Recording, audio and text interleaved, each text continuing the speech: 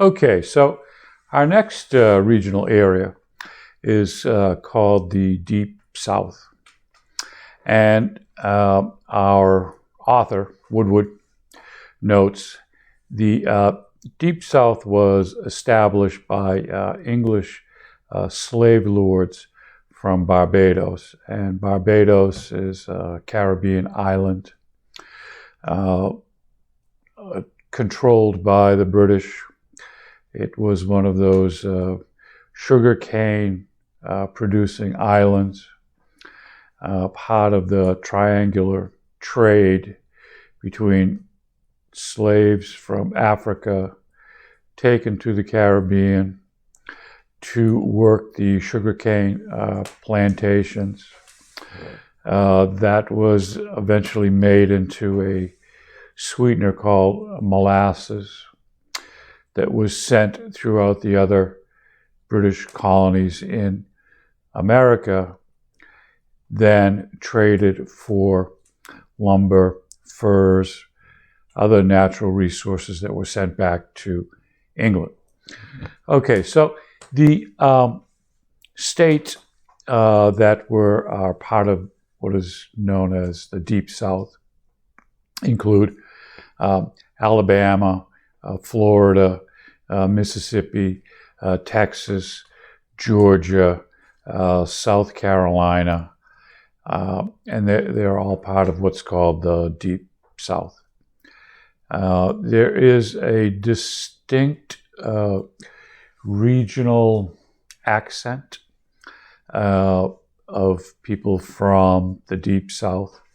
It comes from part of England that sent its early colonists, and they kind of kept that regional accent from England up to the present day.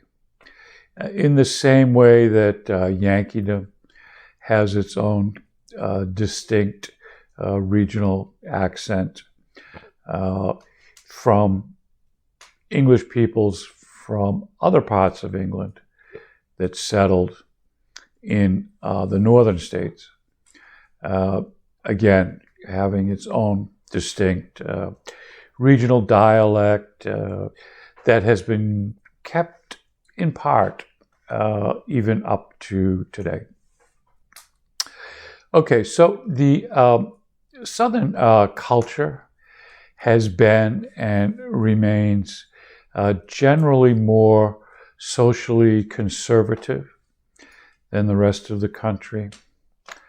Because of the central role of agriculture and slavery in the pre-Civil War economy, society kind of remained stratified according to land ownership, and communities often developed strong attachment to their churches as a primary community institution. So the regional popular culture, one thing should be noted that stands out in the South as compared to other parts, regional parts of America, is called Southern hospitality. And this is from an article from Southern Living, a magazine that caters to the population of the South. And it's interesting to note, too, that in the United States, there are these specific regional magazines that cater to regional population. For Yankeedom, it's a magazine called Yankee Magazine. Comes out of Maine. And it captures the essence of the New England states. Southern Living is that counterpart magazine that caters to people living in the South. It includes things like what's the fashion, who the popular celebrities are, following them in their pursuits in film or music, cuisine, recipes, cultural events, and so forth. So Southern living has this to say about the Southern hospitality. Is a phrase used in American English to describe the stereotype of residents of Southern United States, in particular, warm, sweet, and welcoming to visitors to their homes or to the South in general. There are 6 qualities that really define Southern hospitality. Because Southern hospitality isn't just a catchphrase, it's a way of life below the Mason-Dixon line. So the Mason-Dixon line is this line south of Washington, D.C. And it really was used as a defining geographical line. States to the north of that line didn't have slaves. States to the south of that line had slaves. So that became known as the Mason-Dixon line. Okay, so this article was written by Michelle Darasaw, and she writes about Southern hospitality. So she says, growing up in a small town in Georgia, so small, even finding it on the map is a challenge, I was raised to believe that hospitality isn't a choice. It's more of an institution in my household, where we abide by Southern rituals and customs beyond swinging on the front porch, sipping on sweet tea, and gathering together on Sunday for a sit-down potluck supper. All 3 of those, sitting on the porch, sweet tea, potluck suppers, all part of Southern culture. While most would define Southern hospitality as being neighborly and welcoming friends, family, and yes, even strangers into our homes, the catch-all term comes with many definitions. In fact, one survey conducted by Tweedy narrowed down to 6 definitive qualities, with politeness and down-home cooking topping the list.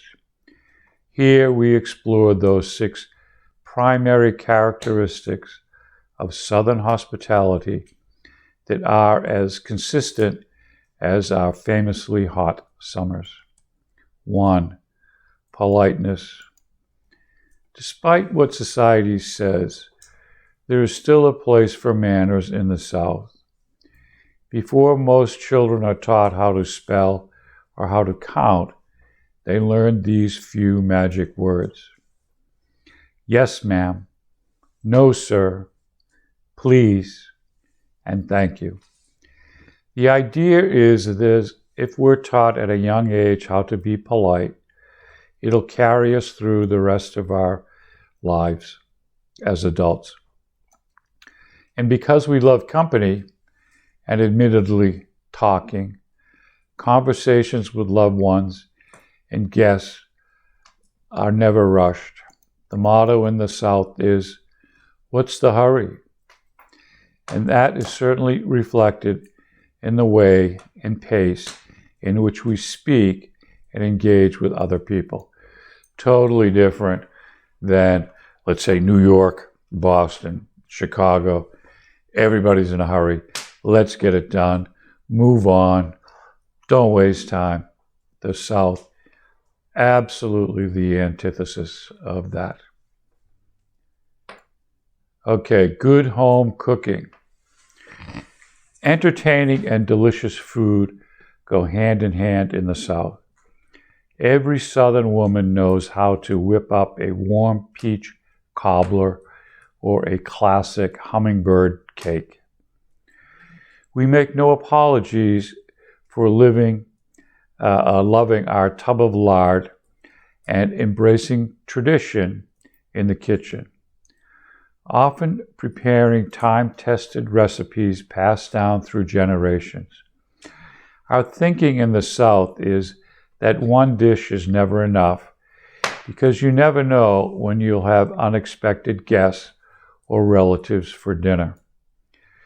You can rest assured a slow cooker or a cast iron skillet is almost always involved in cooking comforting and soul-satisfying food, emblematic of the South. Kindness. We treat our guests like their family in the South. As the saying goes, there are no strangers, just friends we haven't met yet. And we extend this kindness to everyone, forming lifelong connections and opening our homes and hearts. The most powerful gesture of kindness in the South is often a simple handshake where a good, firm grip still goes a long way here. Yeah, and it's true. Men especially judge other men by their handshake in the United States in general, and more specifically in the South. Helpfulness.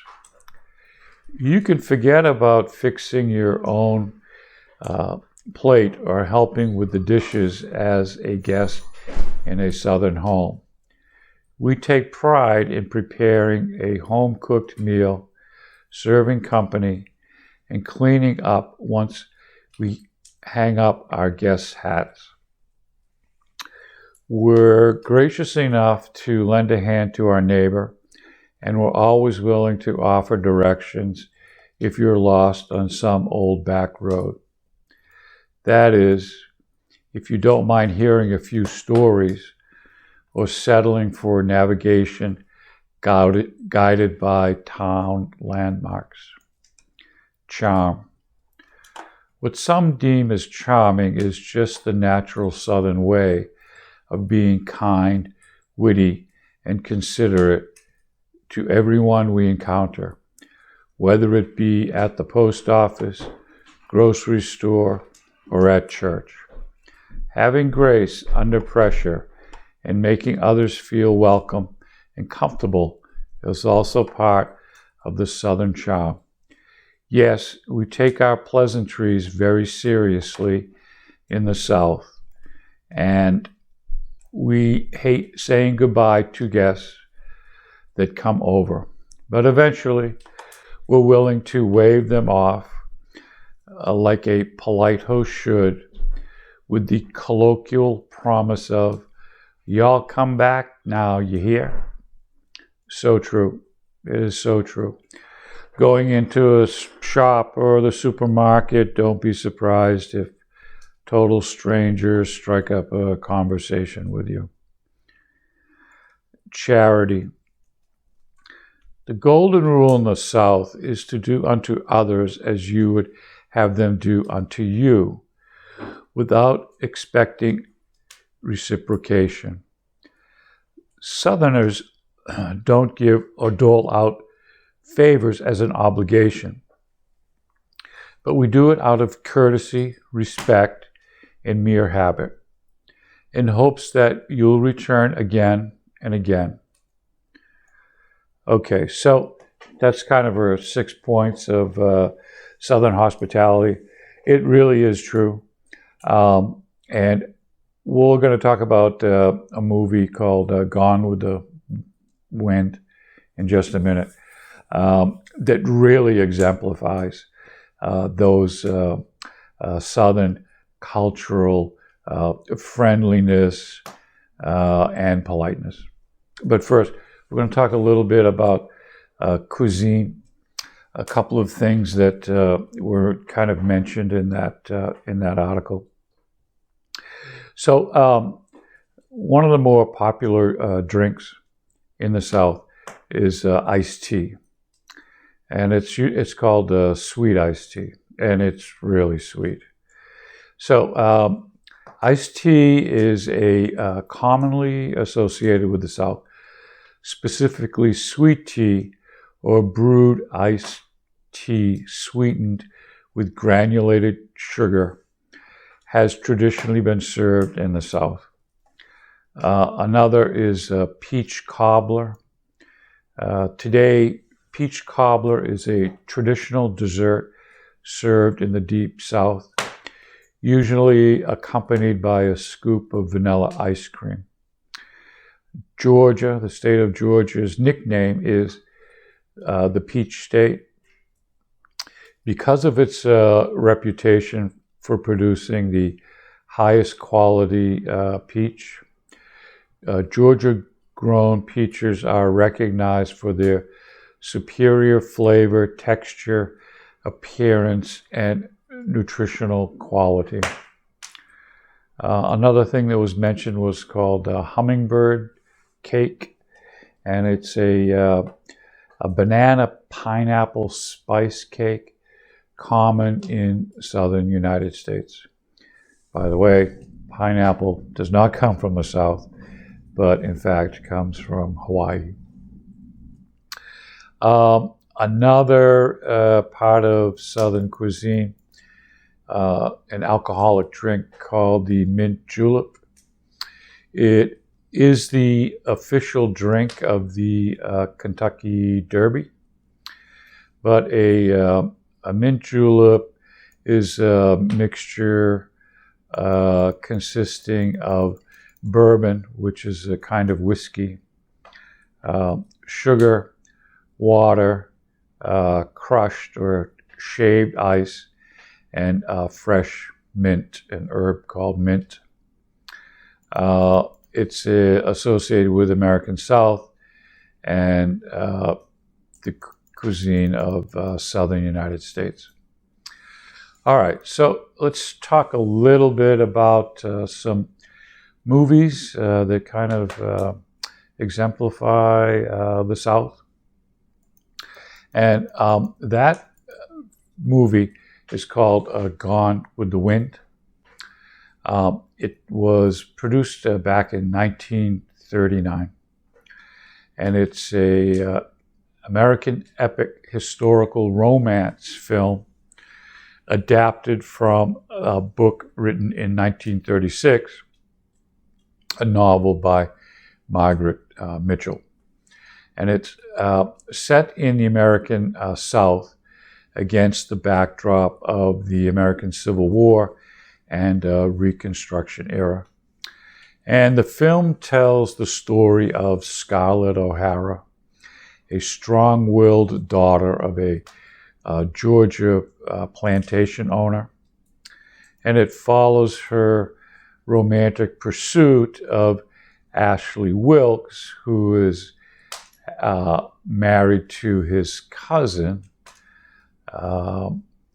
Marlene Hamilton, and her subsequent marriage to Rhett Butler, played by Clark Gable.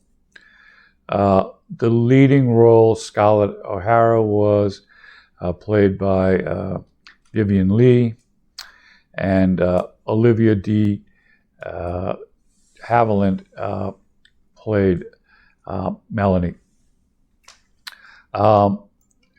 Gone with the Wind was immensely popular when it was first released. It became the highest earning film made up to that time and held the record for a quarter of a century. When adjusted for monetary inflation, it is still the highest grossing film in history. So the movie follows the book. The book is about that thick. It's huge. But it's an American classic movie. It really shows what the South was like in costume, in etiquette, in tradition, plantation life. So if you have a chance to rent or view that movie, really gives you the flavor of what the traditional South was like before and after the Civil War. A kind of a comical movie that really shows the South in more contemporary times is a movie called My Cousin Vinnie.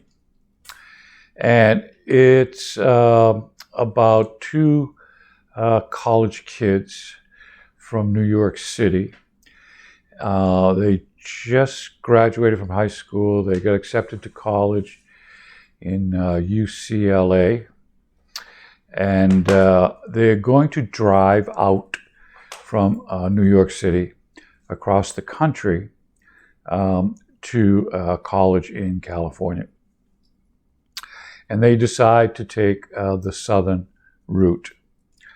So they're driving through Alabama in their metallic mint green 1964 Buick Skylark convertible. Bill Gambini and Stan Rothenstein, college students from New York who just got scholarships to UCLA, stop at a Sack of Suds, which is the name of a convenience store, and accidentally shoplift or steal a can of tuna fish. After they leave, the store clerk is robbed and killed, and Bill and Stan are arrested for murder. They call home. The family has one of the cousins who is a lawyer, and he decides to go down to Alabama to defend them on their murder charges. Now, the cousin lawyer, Vinnie, brings his girlfriend with him. And they are totally out of place. New York City people, dress, style, speech, manner, totally lost in Alabama. Now, Vinnie is a lawyer, but it took him many, many, many times to pass the lawyer exam. And he has only been practicing law in accident and insurance cases. And now he's going to defend his cousin on a murder charge. And the movie is absolutely hilarious. Though the film is set in Alabama, the production actually was shot in 3 separate small towns in Georgia. Apart from the courtroom, which was just a set that they built, virtually everything was shot on location. It wasn't a very expensive movie, and that was the cheaper way to go. It was also more authentic, which means you can visit a number of the film's locations, including the Sack of Suds convenience store. Now, I got to warn you, the language in the movie is quite descriptive. A lot of adjectives that you probably wouldn't want your grandmother to hear. Nevertheless, My Cousin Vinnie movie was actually praised by the law community. The movie was close to reality in its details. Lawyer Maxwell S. Kernley wrote on his blog, "Trial and litigation. Part of why the film has such staying power among lawyers is because, unlike, say, A Few Good Men, everything that happens in the movie could happen and often does happen at trial.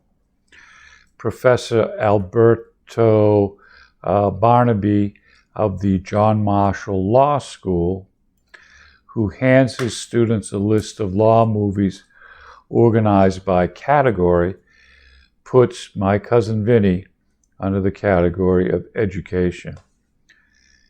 Not just because it provides so much material you can use in the classroom.